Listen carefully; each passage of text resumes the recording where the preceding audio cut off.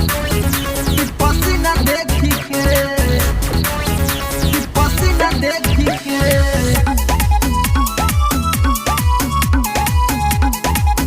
कि पसीना देखी के।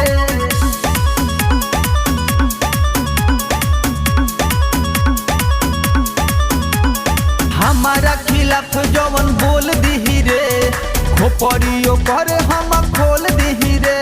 सुन बेटा, खोल दी रे।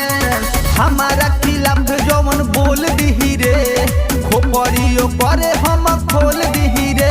हम तो करी रंगदारी, खुली आम गोली बारी, देखो तानी कौन देता गवाही लिख के।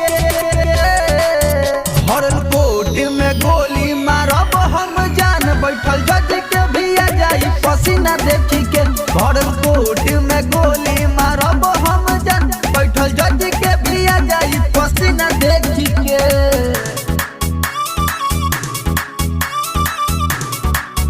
कि पसीना देखी के,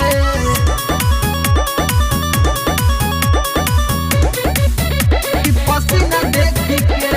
बड़े बड़े गुंडा के हम घुटे नटे कोइनी, नटे कोइनी। बनाई स्कूल बदमाशी के चलैनी, बदमाशी के चलैनी। बड़े बड़े गुंडा के हम घुटे नटे कोइनी, बनाई स्कूल बदमाशी के चलैनी, बदमाशी के चलैनी। मोटरसाइकिल दिन दहाड़े राज चलेला हमारे यहाँ, पुलिस प्रशासन भी रहेला झुक के, रहेला झुक के। हर कोट में गोली मारब हम जान, बैठल जज के भी आ जाई पसीना देखी के। हर कोट में गोली मारब हम जान, बैठल जज के भी आ जाई पसीना देखी के।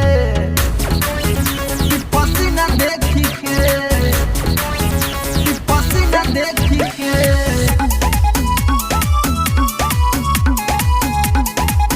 कि पसीना देखी के।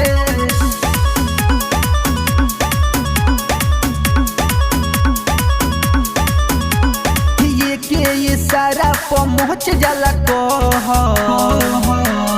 बरदेश के नाम सुन कापेला शहर, कापेला शहर। एक इशारा पहुँच जाला कहर, बरदेश के नाम सुन कापेला शहर, कापेला शहर। हम चले माए खाना, कुछ करे नहीं थाना, टीवी न्यूज पर आइल बाई नाम लिख के।